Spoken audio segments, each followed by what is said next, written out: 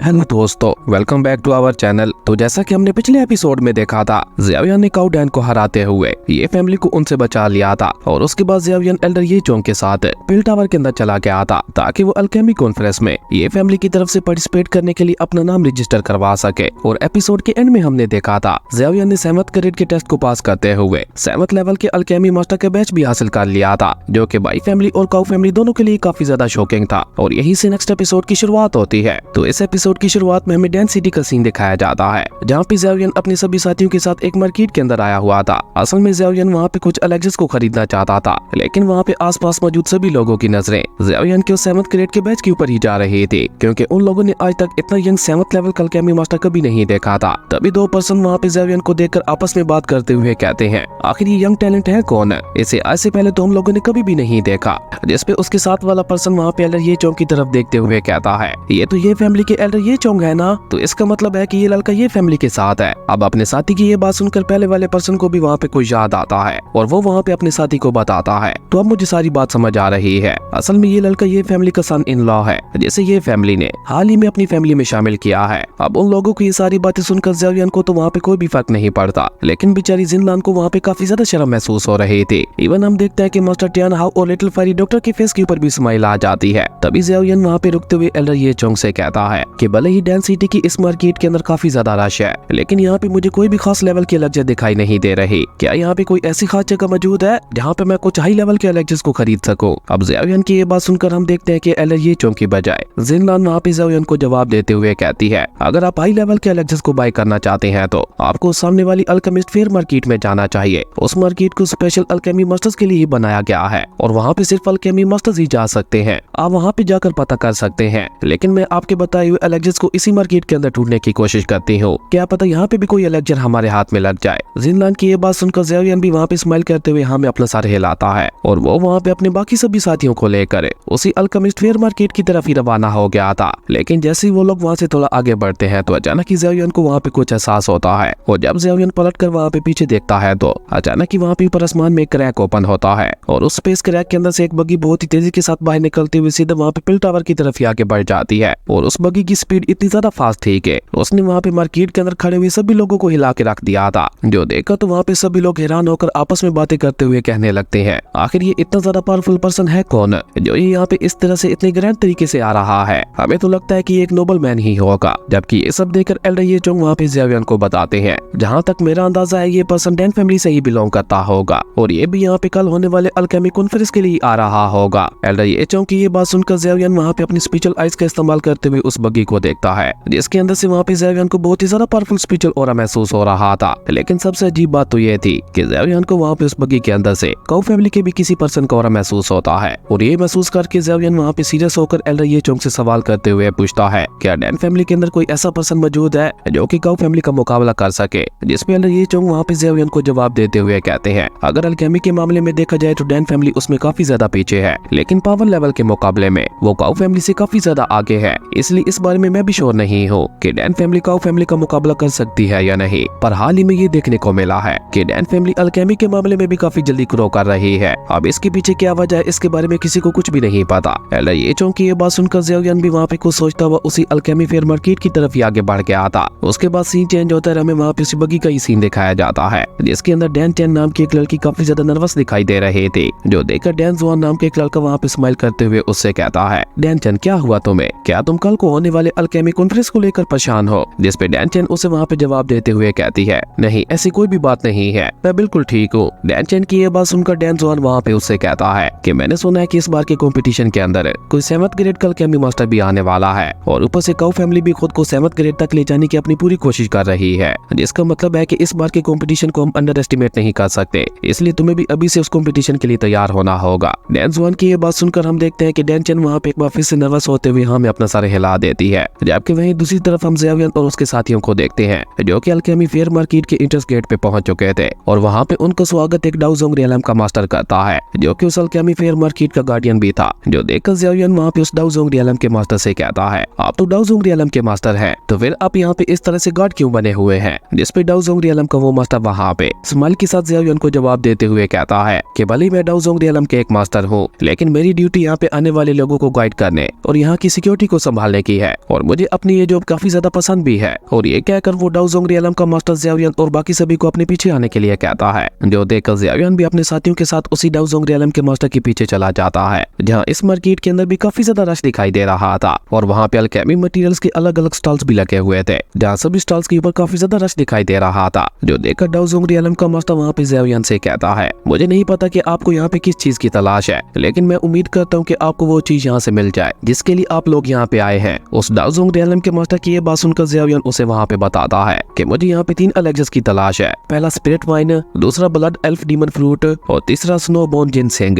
ज़ियाओयान की ये बात सुनकर वो मास्टर भी वहाँ पे थोड़ा चौंकते हुए कहता है, ये सभी के सभी एलेक्सिस तो बहुत ही ज्यादा खास है, लेकिन भले ही यहाँ पे हमारे पास स्पिरिट वाइन और ब्लड डीमन फ्रूट मौजूद नहीं है, लेकिन आपको यहाँ पे स्नो जिनसेंग मिल सकती है। आप मेरे पीछे आइए, मैं आपको उस स्टॉल के पास ले जाता हूँ जिसके पास स्नो जिनसेंग मौजूद है। और ये कहकर डाउ जोंगरियलम को वो मास्टर ज़ियाओयान और उसके साथियों को लेकर एक ओल्ड मास्टर के स्टॉल के ऊपर आ जाता है, जहाँ पे लोग उस ओल्ड मास्टर से झगड़ा करते हुए उससे कह रहे थे, तुम्हारी चीजें इतनी ज्यादा खास भी नहीं है जो तुम यहाँ पे उनकी इतनी ज्यादा कीमत मांग रहे हो। लेकिन वो ओल्ड मास्टर जिसका नाम यन लाओ था, वो गुस्से से वहाँ पे चलाते हुए उन सभी लोगों से कहता है, मेरे प्राइस की कीमत फिक्स है, अगर तुम लोग इसे खरीदना चाहते हो तो खरीदो, वरना यहाँ से निकल जाओ। तभी डाउ जोंगरियलम को वो मास्टर वहाँ पे मास्टर यान को ग्रीट करते हुए कहता है, मेरे दोस्त यान कैसे हो तुम, मुझे उम्मीद है तुम्हारा बिजनेस अच्छा चल रहा होगा। जिसपे मास्टर यान वहाँ पे गुस्से से उसे कहता है कि इन लोगों की बातों से तुम्हें पता चल ही गया होगा कि मेरा बिजनेस कितना अच्छा चल रहा है। और ये कहकर मास्टर यान वहाँ पे अपने स्टॉल के ऊपर खड़े हुए लोगों को गुस्सा करते हुए कहते हैं, ये बेकार से लोग कुछ खरीदना तो चाहते नहीं हैं और ऊपर से मेरे ऊपर इल्जाम लगाते हुए कह रहे हैं कि मैं यहाँ पे चीजें महंगी बेच रहा हूँ। और ये कहकर मास्टर यान उन सभी को वहाँ पे दफा होने के लिए कह देता है। जो देखकर डाउ जोंगरियलम का मास्टर वहाँ पे ज़ियाओयान से कहता है, माफ करना लेकिन ये ओल्ड मैन गुस्से का काफी ज्यादा तेज है, पर तुम्हें वो स्नो जिनसेंग इससे मिल सकती है। और ये कहकर डाउ जोंगरियलम को वो मास्टर यान लाओ को वहाँ पे ज़ियाओयान को वो स्नो जिनसेंग दिखाने के लिए कहता है। उस मास्टर की ये बात सुनकर हम देखते हैं कि मास्टर यान लाओ भी वहाँ पे वो स्नोबोर्न जिनसेंग वहाँ पे ज़ियाओयान को दिखाते हुए कहते हैं कि अगर तुम इसे खरीदना चाहते हो तो इसके बदले में तुम्हें मुझे 7th ग्रेड के एलेक्सिस या उससे कोई ज्यादा कीमती चीज देनी होगी। अब ये सुनकर आसपास खड़े हुए सभी लोग वहाँ पे एक बार फिर से उसकी कीमत को लेकर मजाक उड़ाने लगते हैं कि भला एक स्नोबोर्न जिनसेंग इतनी ज्यादा महंगी कैसे हो सकती है। और ज़ियाओयान भी वहाँ पे मास्टर यान लाओ से सेम यही कहता है कि भले स्नोबोर्न जिनसेंग बहुत ही ज्यादा खास ट्रायर है, लेकिन आप इसकी जो कीमत मांग रहे हैं वो बहुत ही ज्यादा है। अगर आप इसके साथ कुछ और भी एलेक्सिस को कंबाइन करके देते हैं तो फिर मैं इसके बारे में एक 7th ग्रेड के एलेक्सिस देने के बारे में सोच भी सकता हूँ। जिसपे मास्टर यान लाओ वहाँ पे ज़ियाओयान की तारीफ करते हुए कहता है, बच्चे मानना पड़ेगा तुम्हें अल्केमी की काफी ज्यादा नॉलेज है, पर मेरे पास सिर्फ यही एक स्नोबोर्न जिनसेंग मौजूद है। अगर तुम इसे खरीदना चाहते हो तो तुम्हें मुझे उसके लिए एक 7th ग्रेड की एलेक्सिस या फिर उससे भी कुछ ज्यादा कीमती चीज देनी होगी। और अगर तुम ये कीमत अफोर्ड नहीं कर सकते तो तुम चुपचाप यहाँ से जा सकते हो। लेकिन अभी मास्टर यान लाओ वहाँ पे ये सब बोल ही रहा था कि तभी अचानक ही ज़ियाओयान वहाँ पे अपने पास से एक ज़ुआनडैन पिल को वहाँ पे बाहर निकाल लेता है, जिससे निकलने वाले ऑरा को महसूस करके वहाँ पे मास्टर यान लाओ के साथ साथ आसपास खड़े हुए सभी लोगों की आंखें भी वहाँ पे खुली की खुली रह गई थी। और वो सभी वहाँ पे आपस में बातें करते हुए कहते हैं, ये तो वही पिल है ना जो कि किसी भी कल्टीवेटर को उसकी ब्रेक थ्रू करवाने में मदद करती है। इवन ये तो एक 7th ग्रेड की एडवांस लेवल की पिल है जिसकी कीमत लगा पाना भी बहुत ज्यादा मुश्किल काम है। अब उन लोगों की सारी बातें सुनकर ज़ियाओयान भी वहाँ पे बहुत ही चालाकी के साथ मास्टर यान लाओ से कहता है, अब उस स्नोबोर्न जिनसेंग के बदले में मैं ये पिल देने वाला था, पर अब जब आपको यहाँ पे ये ट्रेड करनी ही नहीं है तो ओके ठीक है, हम लोग यहाँ से चलते हैं। और ये कहकर जैसे ही ज़ियाओयान वहाँ पे पलटता है तो मास्टर यान लाओ जल्दी से आगे बढ़कर ज़ियाओयान को वहाँ पे रोकते हुए कहता है, लिटिल ब्रदर तुम तो बुरा ही मान गए, किसने कहा कि मैं वो स्नो जिनसेंग नहीं बेचना चाहता। अगर तुम मुझे ये ज़ुआनडैन लेवल की पिल दे देते हो तो तुम मेरे इस स्टॉल के ऊपर रखे हुए किसी भी हम वाली टायर को ले सकते हो। अब मास्टर यान लाओ की ये बात सुनकर ज़ियाओयान वहाँ पे उससे अपने बाकी दोनों एलेक्सिस के बारे में पूछता है और उससे कहते हैं कि अगर तुम्हारे पास ये दोनों एलेक्सिस भी मौजूद हैं तो तुम मेरे साथ ट्रेड कर सकते हो, वरना मुझे तुम्हारे साथ बिजनेस करने में कोई भी इंटरेस्ट नहीं है। और ये कहकर ज़ियाओयान वहाँ पे एक बार फिर से जाने लगता है, जो देखकर मास्टर यान लाओ उसे फिर से रोकते हुए कहता है कि रुको तो सही, मेरी पूरी बात तो सुनो। भले ही मेरे पास आपके बताए हुए बाकी दोनों एलेक्सिस मौजूद नहीं है, लेकिन आप स्नोबोर्न जिनसेंग के साथ साथ मेरे स्टॉल के ऊपर रखे हुए किसी भी टायर को खरीद सकते हैं। ये सभी के सभी टायर्स भी बहुत ज्यादा खास है। अब मास्टर यान लाओ की ये बात सुनकर ज़ियाओयान भी वहाँ पे उस स्टॉल के ऊपर रखे हुए सभी टायर्स को बहुत ही गौर से देखता है, लेकिन ज़ियाओयान को वो सभी टायर्स ज्यादा खास नहीं लगते, जिसके लिए वो मास्टर यान लाओ को मना करने ही वाला था कि तभी मास्टर ट्यान हाउ उससे कहते हैं कि लेफ्ट कॉर्नर में रखी हुई उस एंशिएंट प्लेट को खरीद लो। वो एंशिएंट प्लेट मुझे काफी ज्यादा मिस्टीरियस दिखाई दे रही है, क्योंकि जहाँ तक मेरा अंदाजा है उसके मुताबिक मैंने इस एंशिएंट प्लेट को पहले भी कहीं देखा है। अब मास्टर ट्यान हाउ की ये बात सुनकर ज़ियाओयान वहाँ पे सभी टायर्स को देखने का नाटक करते हुए आखिरकार उस एंशिएंट प्लेट को उठाकर वहाँ पे मास्टर यान लाओ को देते हुए कहता है कि ये एंशिएंट प्लेट मुझे थोड़ी बहुत इंटरेस्टिंग लग रही है, मुझे उस स्नोबोर्न जिनसेंग के साथ साथ ये आयरन का टुकड़ा भी चाहिए, जिसके लिए मास्टर यान लाओ भी वहाँ पे खुशी खुशी मान जाता है। और वो जल्दी से ज़ियाओयान के दोनों ट्रेस को वहाँ पे पैक करते हुए ज़ियावियन की तरफ आगे बढ़ा देता है और ज़ियावियन से बहुत ही रिस्पेक्ट के साथ बात करते हुए कहता है, प्लीज अब तो वो ज़ोआन डायल लेवल की पिल मुझे दे दीजिए। और ये कहकर मास्टर यान लाओ अचानक ही वहाँ पे इमोशनल होते हुए ज़ियावियन से कहता है, अगर मैं सच कहूँ तो मुझे किसी 7th ग्रेड के एलेक्जर की तलाश थी ही नहीं, मुझे तो इसी ज़ोआन डायल लेवल पिल की ही तलाश थी जो कि मैं अपने बेटे के लिए खरीदना चाहता था। असल में मेरा बेटा पिछले काफी सालों से एक ही लेवल पे अटका हुआ है, जिसके चलते वो काफी ज्यादा परेशान भी रहता है। अब उसकी ब्रेक थ्रू करवाने में बस ये ज़ोआन डायल लेवल की पिल ही मदद कर सकती है, इसलिए मैं यहाँ पे इस पिल को किसी भी कीमत पे खरीदने के लिए तैयार हो गया। और सच कहूँ तो आज आपने यहाँ पे मेरी सारी परेशानी को ही खत्म कर दिया। और ये कहते हुए मास्टर यान लाओ वहाँ पे ज़ियावियन का शुक्रिया अदा भी करता है, जो सुनकर ज़ियावियन को भी आज वहाँ पे एक बार फिर से अपने पिता की याद आने लगी थी, क्योंकि ज़ियावियन के पिता भी तो अपने बेटे के ब्रेक थ्रू करवाने के लिए उसे अलग अलग पिल्स ला कर दिया करते थे, वो भी अपनी पूरी फैमिली के खिलाफ जाकर। और ये सब याद करते हुए ज़ियावियन भी वहाँ पे काफी ज्यादा इमोशनल हो जाता है और वो वहाँ पे एक की बजाय 2 पिल्स एक स्पिरिट बोतल में डालकर मास्टर यान लाओ की तरफ बढ़ा देता है, जो देखकर मास्टर यान लाओ को वहाँ पे एक बहुत बड़ा झटका लगता है, लेकिन वो वहाँ पे कुछ भी कह पाता उससे पहले ज़ियावियन वहाँ पे इशारे से उसे चुप रहने के लिए कह देता है और वो स्पिरिट बोतल वहाँ पे मास्टर यान लाओ की तरफ आगे बढ़ाते हुए कहता है, मैं उम्मीद करता हूँ कि ये पिल आपके काम आएगी। अब ज़ियावियन की ये बात सुनकर तो मास्टर यान लाओ के दिल में ज़ियावियन की इज्जत काफी ज्यादा बढ़ जाती है, क्योंकि सिर्फ एक सिंगल ज़ोआन डायल लेवल की पिल की कीमत का अंदाजा लगा पाना मुश्किल था और ज़ियावियन यहाँ पे एक की बजाय 2 पिल्स मास्टर यान लाओ को दे रहा था। इसलिए उन पिल्स को पाकर मास्टर यान लाओ वहाँ पे एक बार फिर से काफी ज्यादा इमोशनल हो गया था।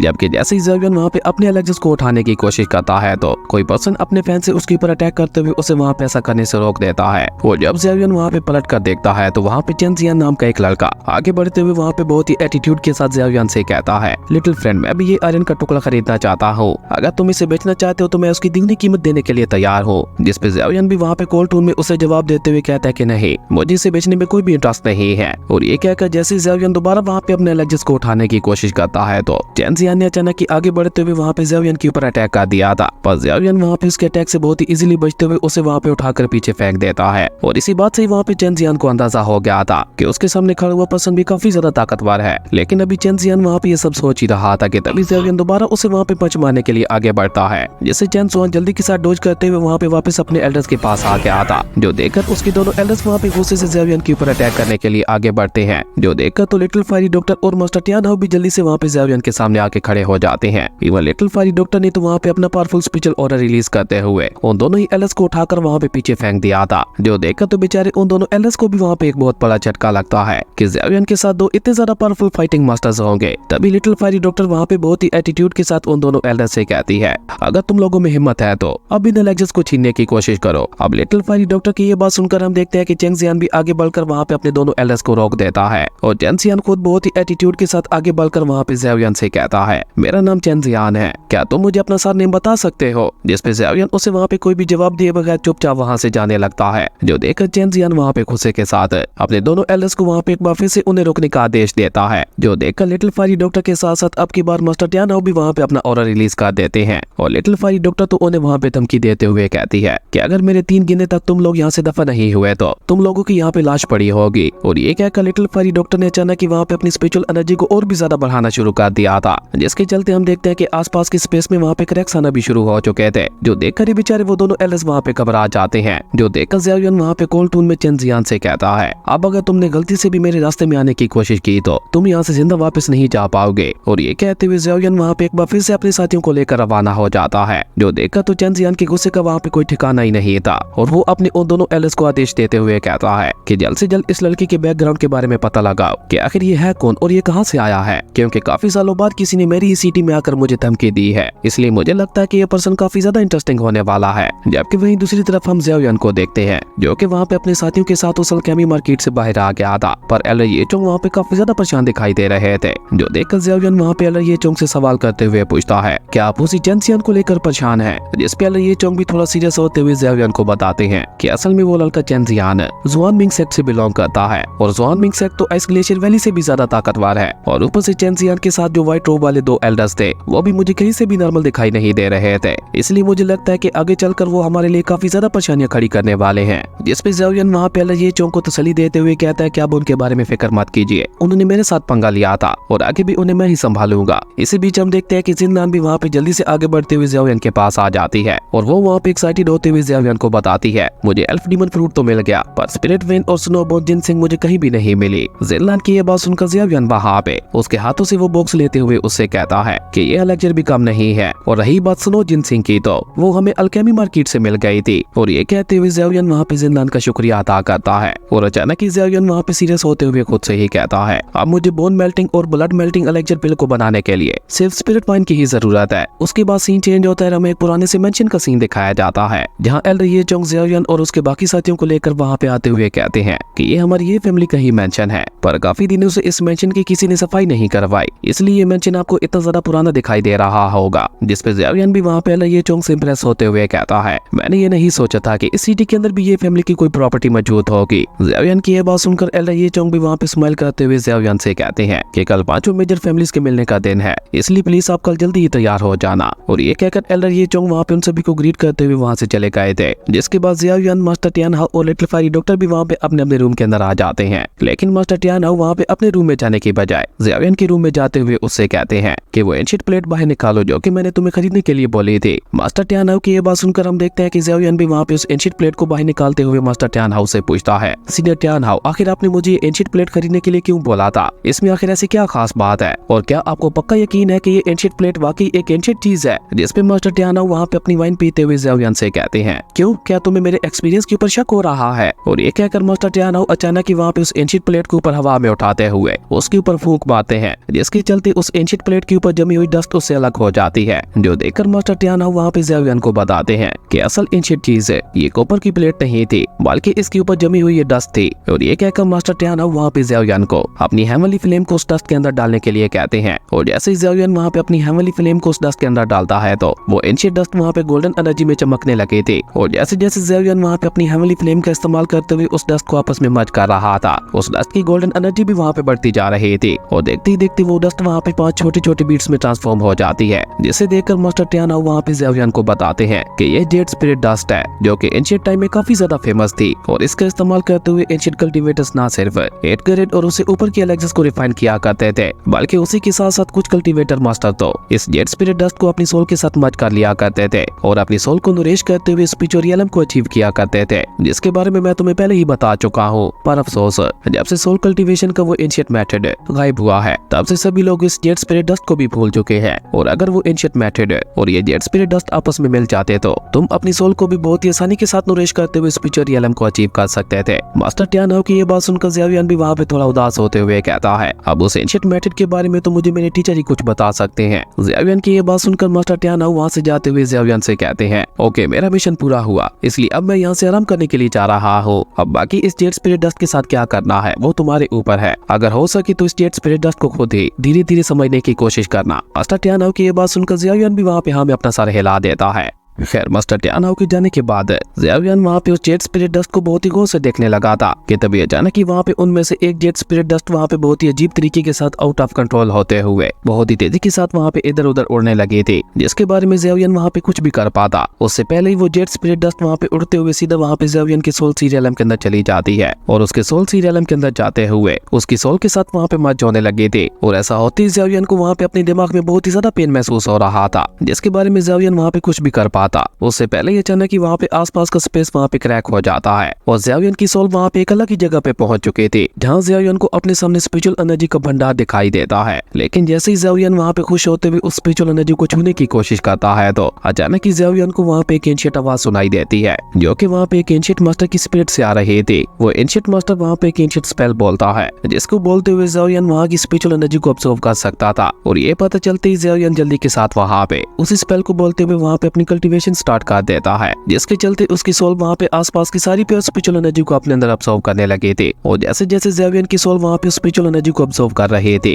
वैसे वैसे ज़ेवियन को वहाँ पे बहुत ही ज्यादा अच्छा महसूस हो रहा था। और इसी तरह ज़ेवियन वहाँ पे बैठकर काफी देर तक प्रैक्टिस करता रहता है। लेकिन तभी अचानक ही वहाँ पे बहुत ही अजीब तरीके के साथ ज़ेवियन के मेंशन के अंदर से एक हेवनली एनर्जी निकलती है, जिसके अंदर लाइफ पावर भी मौजूद थी, क्योंकि उस एनर्जी ने एक पेड़ तक को भी दोबारा ठीक कर दिया था। और तभी देखते देखते अचानक ही वहाँ पे उस हेवनली स्पिरिचुअल एनर्जी के टुकड़े इकट्ठा होते हुए ज़ियावियन की सोल का रूप ले लेते हैं, जहाँ ज़ियावियन की नजर अपने सामने ऊपर आसमान में जाती है, जहाँ उसी तरह के छोटे छोटे सोल एनर्जी के टुकड़े वहाँ पे सीधा ऊपर आसमान की तरफ ही जा रहे थे, जिनके साथ मिलकर ज़ियावियन भी वहाँ पे धीरे धीरे ऊपर आसमान में जाने लगा था। और जैसे ज़ियावियन वहाँ पे उन हेवनली स्पिरिचुअल एनर्जी के साथ उड़ते हुए ऊपर आसमान में आता है तो उसकी नजर वहाँ पे 3000 फ्लेम के ऊपर पड़ती है, जिसने वहाँ पे एक बहुत ही ज्यादा खतरनाक स्पिरिट ड्रैगन का रूप लिया हुआ था। उसे देखते ही ज़ियावियन को वहाँ पे एक बहुत बड़ा झटका लगता है, लेकिन अभी ज़ियावियन वहाँ पे उस 3000 फ्लेम के बारे में सोच ही रहा था कि तभी अचानक ही वहाँ पे बहुत ही ज्यादा पावरफुल एनर्जी इकट्ठा होने लगती है, जिसने देखते ही देखते वहाँ पे एक स्पिरिट का रूप ले लिया था। और वो स्पिरिट मास्टर वहाँ पे कोल्ड टून में ज़ियावियन से कहता है, तुम्हारी हिम्मत कैसे हुई मेरी डैन सिटी की टेरिटरी में आने की। और उस सोल मास्टर के ऐसा कहते ही ज़ियावियन को वहाँ पे अपने दिमाग के अंदर इतना ज्यादा पेन होता है कि उसकी सोल भी खुद ब खुद ही वापस वहाँ पे उसकी बॉडी के अंदर आ चुकी थी। लेकिन अभी तक भी ज़ियावियन को वहाँ पे अपने सर में काफी ज्यादा दर्द महसूस हो रहा था, जो महसूस करके ज़ियावियन वहाँ पे सीरियस होते हुए कहता है कि आखिर वो पर्सन था कौन। पर वो जो कोई भी था बहुत ही ज्यादा स्ट्रॉन्ग, क्योंकि उसने अपने सिर्फ एक वर्ड के साथ ही मेरी सोल को यहाँ पे वापस भेज दिया। लेकिन मेरे लिए सबसे अच्छी बात तो ये है कि मुझे 3000 फ्लेम के बारे में पता चल गया। मैंने ये कभी नहीं सोचा था कि वो 3000 हेवनली फ्लेम डैन सिटी के स्टार रीजन में मौजूद होगी, पर मुझे यहाँ पे जल्द से जल्द खुद को पावरफुल बनाते हुए उस 3000 हेवनली फ्लेम को हासिल करना होगा, क्योंकि अगर मुझे जरा सी भी देर हो गई तो उस 3000 हेवनली फ्लेम को कोई और भी हासिल कर सकता है। और ये सोचकर ज़ियावियन वहाँ पे एक बार फिर से अपनी प्रैक्टिस में लग गया था, जबकि वहीं दूसरी तरफ हम उसी स्पिरिट मास्टर को ही देखते हैं जिसने ज़ियावियन की सोल को वापस भेजा था। वो मास्टर वहाँ पे अपने साथियों को बता रहा था, ये तो शुक्र है कि अभी तक 3000 हेवनली फ्लेम अवेकन नहीं हुई, वरना उस सोल ने अभी तक उसे हासिल भी कर लिया होता। और अगर उस 3000 फ्लेम को कोई और हासिल कर लेता तो हमारे क्लैन के ऊपर बहुत ही बड़ी मुसीबत आ सकती थी। उस स्पिरिट मास्टर की ये बात सुनकर हम देखते हैं कि एक लेडी मास्टर वहाँ पे उसे सवाल करते हुए पूछती है, क्या आपको उस पर्सन के बारे में कुछ पता चला? जिसपे उस स्पिरिट मास्टर वहाँ पे जवाब देते हुए उन्हें बताता है कि नहीं, मैं उस पर्सन के बारे में पता नहीं लगा पाया, पर वो पर्सन जो कोई भी था उसकी सोल पावर काफी ज्यादा खतरनाक और पावरफुल थी। इवन वो स्पिरिचुअल रियलम को भी अचीव करने के काफी ज्यादा क्लोज था। अब उस स्पिरिट मास्टर की ये बात सुनकर एक दूसरा मास्टर वहाँ पे उसे सवाल करते हुए पूछता है, कहीं ये काम सोल हाल पैलेस के किसी मेंबर का तो नहीं था? क्योंकि आपको पता ही है कि सोल हाल पैलेस के लोग पूरे कॉन्टिनेंट के अंदर फैल चुके हैं और जितना ज्यादा हो सके अल्केमी मास्टर्स को इकट्ठा कर रहे हैं ताकि वो स्पिरिचुअल रियलम के उस एंशिएंट मेथड के बारे में पता लगा सके। और अगर गलती से भी वो जेड स्पिरिट डस्ट उनके हाथ लग गई तो मुझे डर है कि उन्हें सब कुछ पता चल जाएगा। अब उस मास्टर की ये बात सुनकर वो लेडी मास्टर वहाँ पे एक बार फिर से सवाल करते हुए पूछती है, लेकिन उस जेड स्पिरिट डस्ट के बारे में तो किसी को कुछ भी नहीं पता। जिसपे वो स्पिरिट मास्टर वहाँ पे उन्हें जवाब देते हुए कहता है कि मुझे तो ये भी सुनने को मिला है कि जेड स्पिरिट डस्ट सोल हाल पैलेस के हाथ में लग चुकी है। जिसपे वो लेडी मास्टर वहाँ पे एक बार फिर से सवाल करते हुए पूछती है, लेकिन ये सब हुआ कैसे और हम लोग उस जेड स्पिरिट डस्ट को कैसे हासिल करेंगे? जिसपे वो स्पिरिट मास्टर उसे वहाँ पे जवाब देते हुए कहता है कि आज से कुछ साल पहले ये फैमिली और हमारी डैन यू सिटी के बीच में एक बहुत बड़ी जंग हुई थी और उसी जंग में याओ चैन का भी एक डिसेबल मौजूद था। अब उसी से ही हमें उस जेड स्पिरिट डस्ट के बारे में कुछ पता चल सकता है। जिसपे वो लेडी मास्टर भी वहाँ पे स्माइल करते हुए कहती है, याओ चैन की उस डिसेबल से मिलना वाकई काफी ज्यादा इंटरेस्टिंग होगा। और इसी कमाल के सीन के साथ हमारी अमेजिंग एपिसोड यहीं पे खत्म हो गया था। दोस्तों, अगर आपको ये वीडियो अच्छी लगी तो लाइक कर दें और अगर चैनल पे नए आए हो तो सब्सक्राइब करते जाना। तो मिलता है एक न्यू वीडियो में, तब तक के लिए बाय।